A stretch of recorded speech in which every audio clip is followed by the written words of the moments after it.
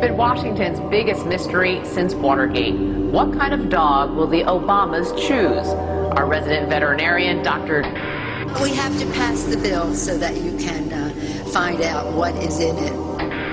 And look, this is one time. Forget the conspiracy. Listen to our government agencies. These guys are telling the truth.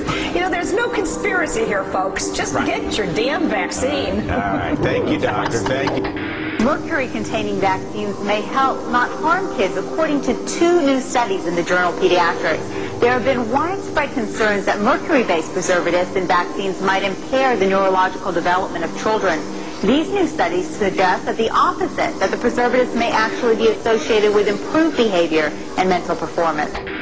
I think people should be careful what they wish for on China. You know, if China were to revalue its currency, or China is to start making, say, toys that don't have lead in them or food that isn't poisonous, their costs of production are going to go up, and that means prices at Walmart here in the United States are going to go up too. So I would say China is our greatest friend right now. They're keeping prices low, and they're keeping prices for... Today, 6 corporations control all major media in the United States, including the principal television networks. These 6 corporate entities, in turn, control the information being broadcast on a daily basis. The average American adult watches more than 4 hours of television each day. The constant flow of entertainment, news, and information that is consumed by the American public shapes their perception of the reality in which they live. By controlling the dissemination of information, broadcasters and their corporate heads are able to control the masses. The constant, carefully shaped messages on television guide the public to predetermined conclusions. Therefore, TV has become a weapon of mass persuasion. In order to take back our minds and our lives, we must first unplug the signal. Turn off your televisions, cancel your cable and satellite subscriptions, seek alternative news sources, spend time with your family, and connect with your neighbors and local community. Discuss and learn. Allow new information to challenge your thoughts and opinions.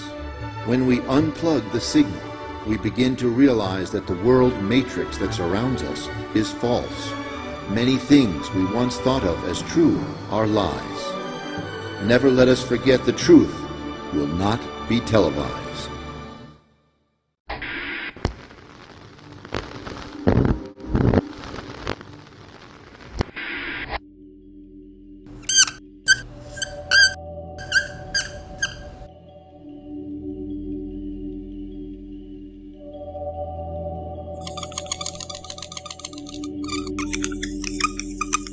Every country on earth at the moment is reforming public education. There are 2 reasons for it. The first of them is economic. People are trying to work out, how do we educate our children to take their place in the economies of the 21st century? How do we do that? Given that we can't anticipate what the economy will look like at the end of next week, as the recent turmoil is demonstrating. How do we do that? The second, though, is cultural. Every country on earth is trying to figure out, how do we educate our children so they have a sense of cultural identity, and so that we can pass on the cultural genes of our communities while being part of the process of globalization. How do we square that circle? The problem is they're trying to meet the future by doing what they did in the past. And on the way, they're alienating millions of kids who don't see any purpose in going to school. When we went to school, we were kept there with a story, which is if you worked hard and did well and got a college degree, you would have a job. Our kids don't believe that. And they're right not to, by the way. You're better having a degree than not, but it's not a guarantee anymore. And particularly not if the route to it marginalizes most of the things that you think are important about yourself. And some people say we have to raise standards if this is a breakthrough. You know, like, really, yes, we should. Why would you lower them? You know, I mean, I haven't come across an argument that persuades me of lowering them. But raising them, of course we should raise them. The problem is that the current system of education was designed and conceived and structured for a different age. It was conceived in the intellectual culture of the Enlightenment and in the economic circumstances of the Industrial Revolution. Before the middle of the 19th century, there were no systems of public education. Not really. I mean, you could get educated by Jesuits, if you had the money. But public education, paid for from taxation, compulsory to everybody and free at the point of delivery, that was a revolutionary idea. And many people objected to it. They said it's not possible for many street kids, working class children, to benefit from public education. They're incapable of learning to read and write, and why are we spending time on this? So there's also built into it a whole series of assumptions about social structure and capacity. It was driven by an economic imperative of the time, but running right through it was an intellectual model of the mind, which was essentially the Enlightenment view of intelligence. That real intelligence consists in the capacity for a certain type of deductive reasoning and a knowledge of the classics originally, what we come to think of as academic ability. And this is deep in the gene pool of public education, that there are really two types of people, academic and non-academic, smart people and non-smart people. And the consequence of that is that many brilliant people think they're not, because they've been judged against this particular view of the mind. So we have twin pillars, economic and intellectual. And my view is that this model has caused chaos in many people's lives. It's been great for some. There have been people who have benefited wonderfully from it. But most people have not. Instead, they suffer this. This is the modern epidemic, and it's as misplaced and it's as fictitious. This is the plague of ADHD. Now, this is a map of the incidence of ADHD in America, or prescriptions for ADHD. Don't mistake me here. I don't mean to say there is no such thing as attention deficit disorder. I'm not qualified to say if there is such a thing. I know that a great majority of psychologists and paediatricians think there is such a thing. But it's still a matter of debate. What I do know for a fact is it's not an epidemic. These kids are being medicated as routinely as we had our tonsils taken out. And on the same whimsical basis, and for the same reason, medical fashion. Our children are living in the most intensely stimulating period in the history of the earth. They're being besieged with information and calls for their attention from every platform, computers, from iPhones, from advertising holdings, from hundreds of television channels. And we're penalizing them now for getting distracted. From what? Boring stuff. At school, for the most part. It seems to me it's not a coincidence totally that the incidence of ADHD has risen in parallel with the growth of standardized testing. Now, these kids are being given Ritalin and Adderall and all manner of things, often quite dangerous drugs, to get them focused and calm them down. But according to this, attention deficit disorder increases as you travel east across the country. People start losing interest in Oklahoma.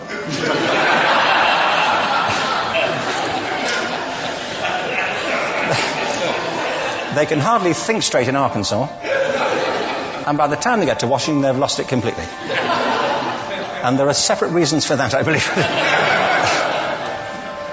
It's a fictitious epidemic. If you think of it, the arts, and I don't say this exclusively the arts, I think it's also true of science and of maths, but I say about the arts particularly because they are the victims of this mentality currently, particularly. The arts especially address the idea of aesthetic experience. An aesthetic experience is one in which your senses are operating at their peak, when you're present in the current moment, when you're resonating with the excitement of this thing that you're experiencing, when you are fully alive. An anesthetic is when you shut your senses off and deaden yourself to what's happening. And a lot of these drugs are that. We're getting our children through education by anesthetizing them. And I think we should be doing the exact opposite. We shouldn't be putting them asleep. We should be waking them up to what they have inside of themselves. But the model we have is this. I believe we have a system of education that is modeled on the interests of industrialism and in the image of it. I'll give you a couple of examples. Schools are still pretty much organized on factory lines, ringing bells, separate facilities, specialized into separate subjects. We still educate children by batches. We put them through the system by age group. Why do we do that? Why is there this assumption that the most important thing kids have in common is how old they are. You know, it's like the most important thing about them is their date of manufacture. You know what I mean? Well, I know kids who are much better than other kids at the same age in different disciplines, you know, or at different times of the day, or better in smaller groups than in large groups, or sometimes they want to be on their own. If you're interested in the model of learning, you don't start from this production line mentality. It's essentially about conformity, and increasingly it's about that as you look at the growth of standardized testing and standardized curricula. And it's about standardization. I believe we've got to go in the exact opposite direction. That's what I mean about changing the paradigm. There was a great study done recently of divergent thinking. It was published a couple of years ago. Divergent thinking isn't the same thing as creativity. I define creativity as the process of having original ideas that have value. Divergent thinking isn't a synonym, but it's an essential capacity for creativity. It's the ability to see lots of possible answers to a question, lots of possible ways of interpreting a question, to think what Edward de Bono would probably call laterally, to think not just in linear or convergent ways, to see multiple answers, not one. So, I mean, there are tests for this. I mean, one kind of cod example would be people might be asked to say, how many uses can you think of for a paperclip? Well, those routine questions. Most people might come up with 10 or 15. People who are good at this might come up with 200. And they do that by saying, well, could the paperclip be 200 foot tall and be made out of foam rubber? You know, like, does it have to be a paperclip as we know it, Jim? You know. Now, there are tests for this, and they gave them to 1,500 people. This is in a book called Breakpoint and Beyond. And on the protocol of the test, if you scored above a certain level, you'd be considered to be a genius at divergent thinking. Okay? So my question to you is, what percentage of the people tested, of the 1,500, scored at genius level for divergent thinking? Now you need to know one more thing about them. These were kindergarten children. So what do you think? What percentage at genius level? 80. 80, okay. 98%. Now, the thing about this was it was a longitudinal study. So they retested the same children 5 years later, ages of 8 to 10. What do you think? 50? They retested them again 5 years later, ages 13 to 15. You can see a trend here, can't you? Now, this tells an interesting story, because you could have imagined it going the other way, couldn't you? You start off not being very good, but you get better as you get older. But this shows two things. One is we all have this capacity, and two, it mostly deteriorates. Now, a lot of things have happened to these kids as they've grown up. A lot. But one of the most important things that happened to them, I'm convinced, is that by now they've become educated. You know, they've spent 10 years at school being told there's one answer, it's at the back. And don't look. And don't copy, because that's cheating. I mean, outside schools, that's called collaboration, you know, but inside schools. Now, this isn't because teachers want it this way. It's just because it happens that way. It's because it's in the gene pool of education. We have to think differently about human capacity. We have to get over this old conception of academic, non-academic, abstract, theoretical, vocational, and see it for what it is, a myth. Secondly, we have to recognize that most great learning happens in groups, that collaboration is the stuff of growth. If we atomize people and separate them and judge them separately, we form a kind of disjunction between them and their natural learning environment. And thirdly, it's crucially about the culture of our institutions, the habits of the institution and the habitats that they occupy.